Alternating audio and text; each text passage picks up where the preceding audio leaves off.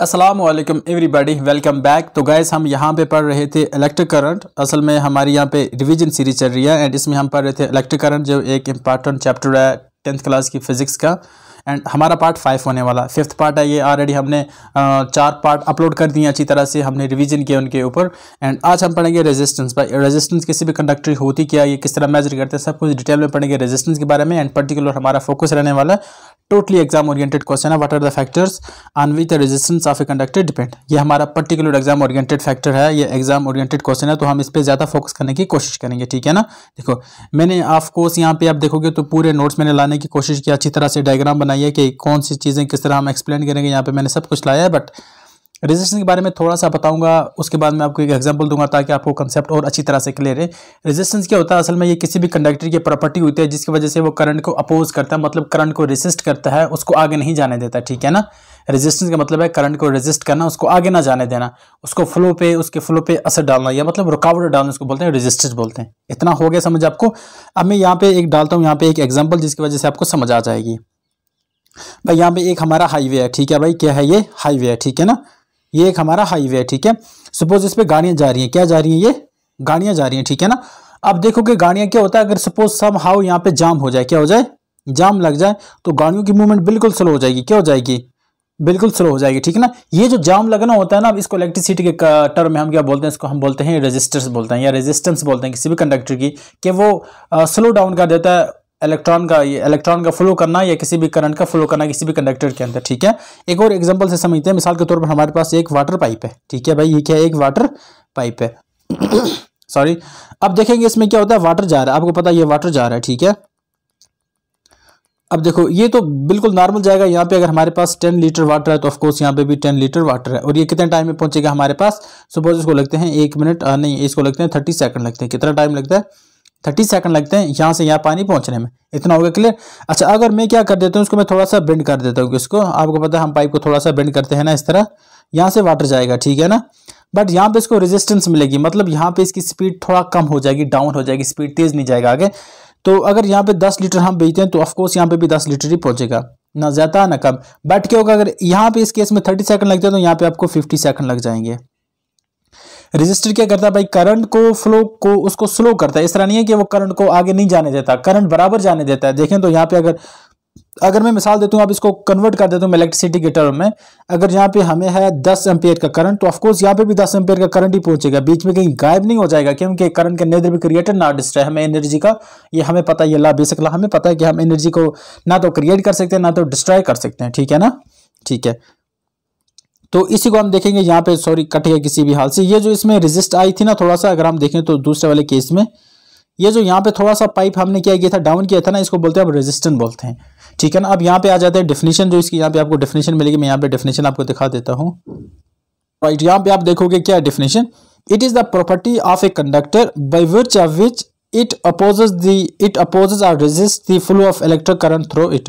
कहता है ये भी किसी भी कंडक्टर की एक ऐसी प्रॉपर्टी होती है जिसमें वो करंट को आगे बढ़ने से मना करता है, रुकावट डालता है, करंट को आगे नहीं जाने देता। करंट को जाने देता है बट वो स्लोली जाने देता है, मतलब करंट को बिल्कुल ब्लॉक नहीं करता, समहाउ कहीं कहीं पे ब्लॉक हो जाता है, बट इसका काम होता है कि करंट का जो फ्लो होता है, जो उसका शॉक होता है, उसको कम करके आगे भेजना।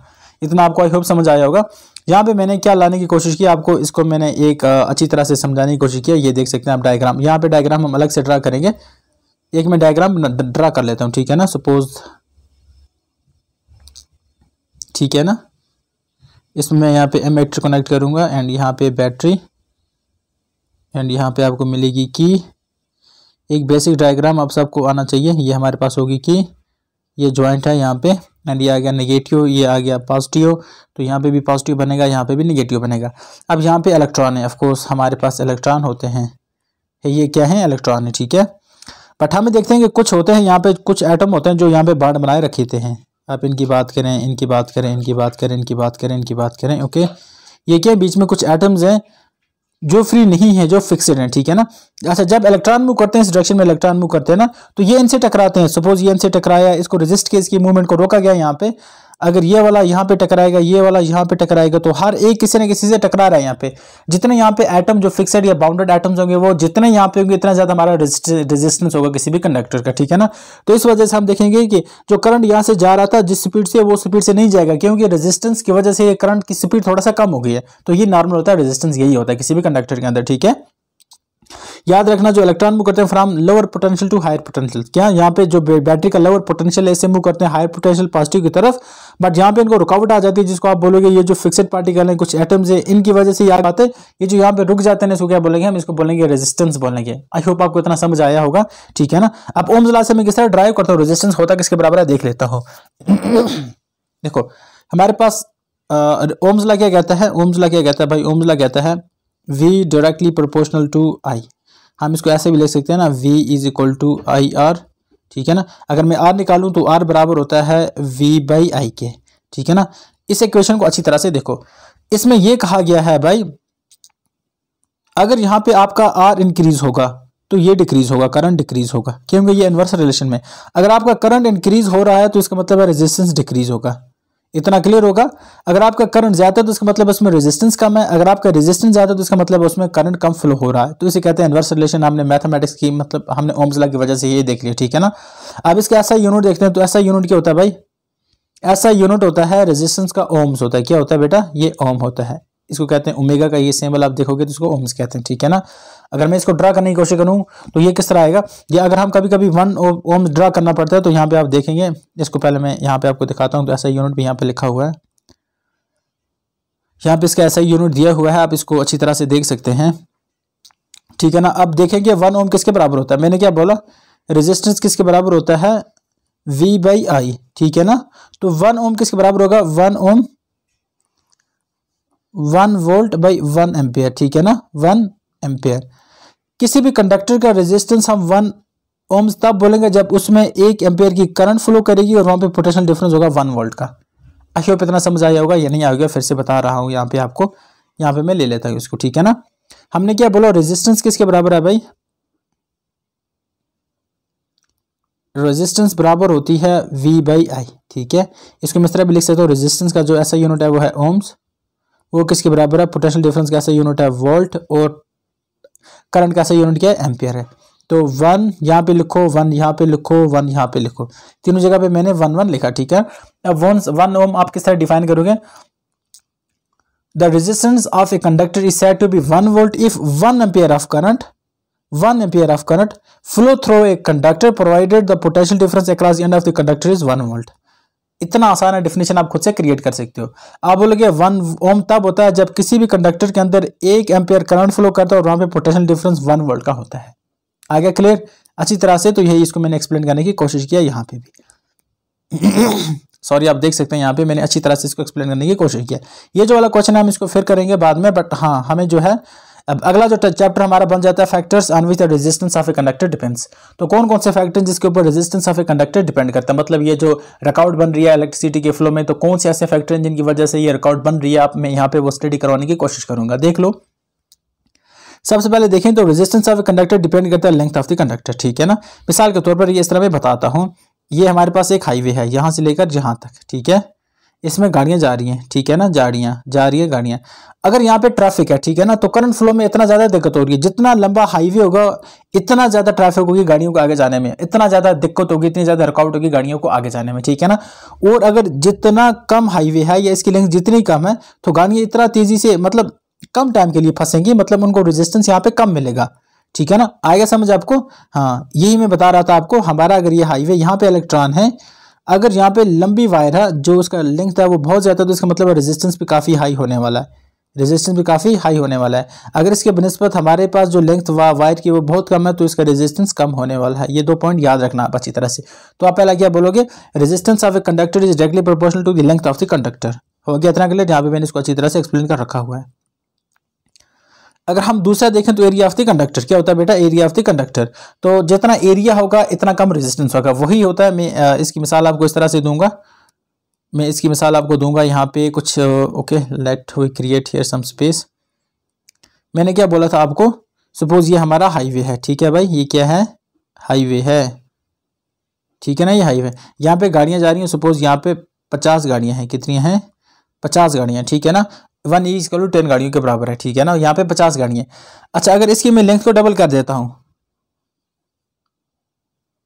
इसकी लेंथ को डबल नहीं करता, इसके एरिया को मैं मोटा कर देता हूँ थोड़ा सा, तो यही गाड़ियां हैं, ठीक है ना। तो आप बताओ कि रेजिस्टेंस 1 2 3 4 5 6, एक और मैं डाल देता हूँ यहाँ पे। तो बताओ रेजिस्टेंस कहाँ, यहाँ पे ट्रैफिक जाम कहाँ पे ज्यादा होने वाला है? आप कॉमन सेंस से बताओगे तो यहाँ पे ज्यादा ट्रैफिक जाम होगा और यहाँ पे कम होगा। क्यों कम होगा भाई? क्योंकि आप देखोगे सर इसका एरिया बड़ा हो गया ना। जो हमारा हाईवे था, अगर ये 2 लाइन था, तो अब ये 5 या 6 लाइन बन चुका है। जितना बड़ा एरिया होगा, जितना एरिया होगा किसी भी कंडक्टर का, इतना कम वहां पे रेजिस्टेंस होगा।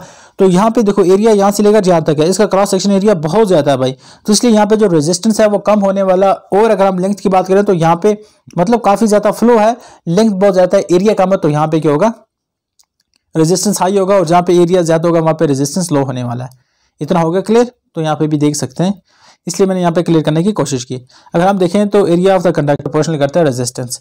और अगला इंपॉर्टेंट पॉइंट देखें तो टेम्परेचर पे भी ये डिपेंड करता है। और एक पॉइंट याद रखना, अगर हम किसी भी कंडक्टर की लेंथ को हाफ करेंगे तो उसका एरिया डबल हो जाएगा, उसका एरिया डबल हो जाएगा। मिसाल के तौर पर हमारे पास ये एक कंडक्टर है, ठीक है बेटा, कोई भी कंडक्टर है, और उसकी लेंथ मैं यहाँ पे लिखता हूँ, उसकी लेंथ यहां से लेकर यहां तक है, ठीक है ना, ठीक है ना, ये उसकी लेंथ है। अच्छी तरह से है समझ आपको? ठीक है। अगर इसको मैं हाफ कर देता हूं तो हाफ करके इसको मैं इसके ऊपर डालूंगा, ये जो हाफ करूंगा ना इसको मैं काट कर मतलब यहाँ पे एडजस्ट करने की कोशिश करूंगा। तो पहले ये तो यहाँ तक था, बट इसको मैं यहाँ पे लाके यहाँ पे दे दूंगा, ठीक है ना। तो आपने क्या देखा, किसी भी कंडक्टर की अगर आपको लेंथ को हाफ करोगे तो उसका एरिया डबल हो जाएगा। पहले यहाँ पे एरिया ये था x था, अब ये हो गया 2x हो गया यहाँ पे एरिया, मतलब नीचे वाला भी एरिया ऐड हो जाएगा। तो आप देखोगे आप कितना मोटा एरिया नजर आ रहा है। तो हमने लेंथ को हाफ किया तो एरिया डबल हो गया। अगर एरिया को आप क्या करोगे, हाँ एरिया को आप मतलब लेंथ को अगर हाफ करोगे तो आपका एरिया डबल हो जाएगा। आई होप आपको ये पॉइंट समझ आया होगा अच्छी तरह से। तो याद रखना, लेंथ हाफ करने से रेजिस्टेंस कम हो जाता है, क्योंकि वहां पे एरिया डबल हो रहा है भाई। अगला चढ़े, अगला पढ़े, देख लेते हैं अगला क्या होता है। उसके बाद हमने देखा जो रेजिस्टेंस होता है वो डिपेंड करता है नेचर ऑफ दी, एक होता है टेम्परेचर के ऊपर। टेम्परेचर कोई भी कंडक्टर है, सपोज ये वाला कंडक्टर है, ठीक है ना, ये वाला कंडक्टर है।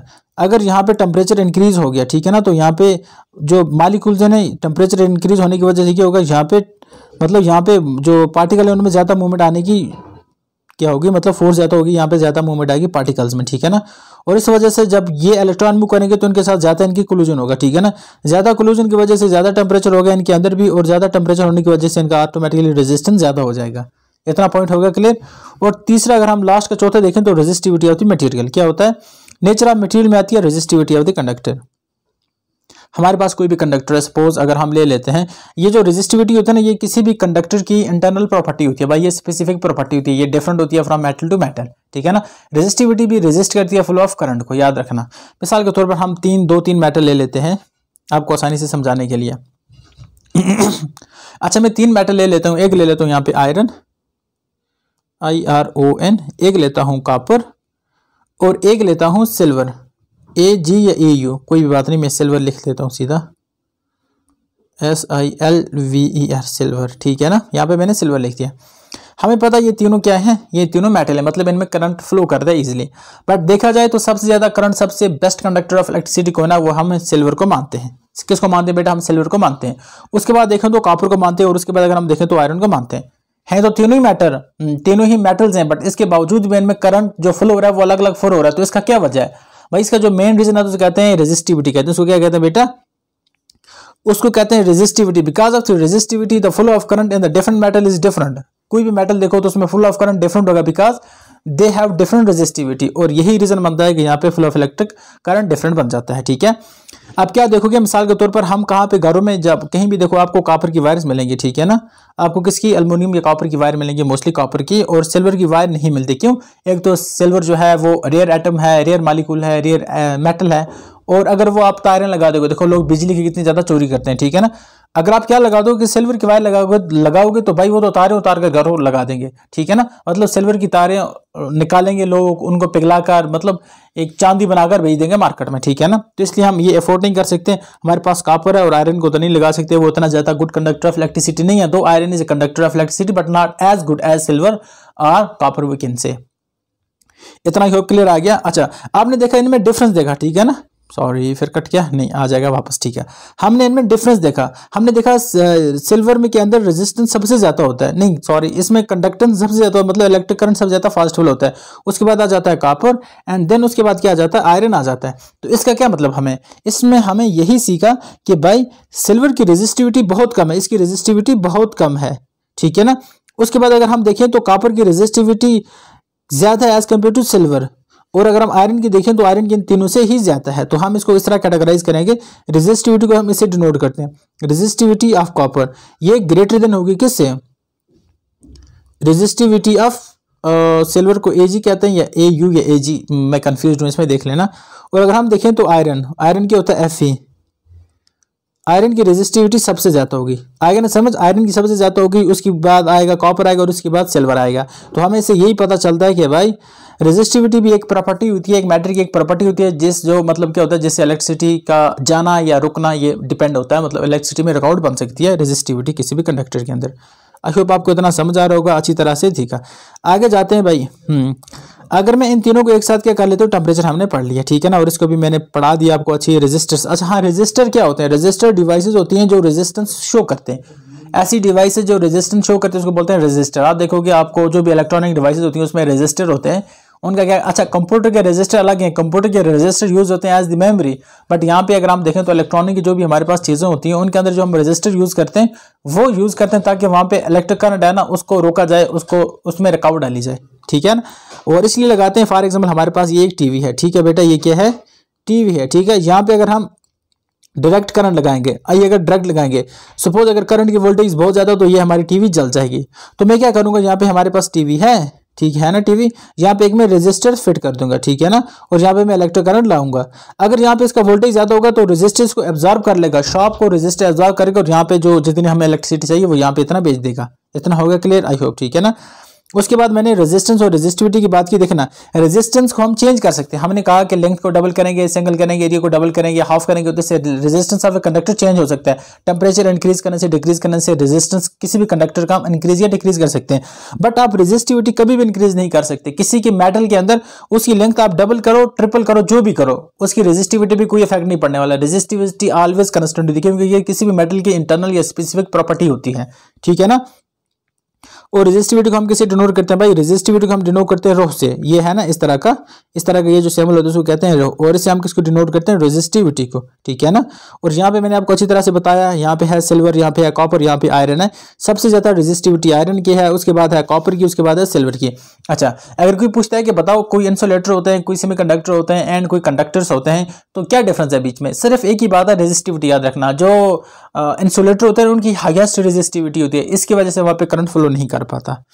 इतना क्लियर हो गया अच्छी तरह से, ठीक है। यहाँ पे अगर इसको ड्राइवेशन लेना चाहें, मतलब रेजिस्टेंस किस तरह होता है, हमने क्या देखा, पहले हमने देखा रेजिस्टेंस डायरेक्टली प्रोपोर्शनल होता है लेंथ के ऊपर, एक तो ये हो गया।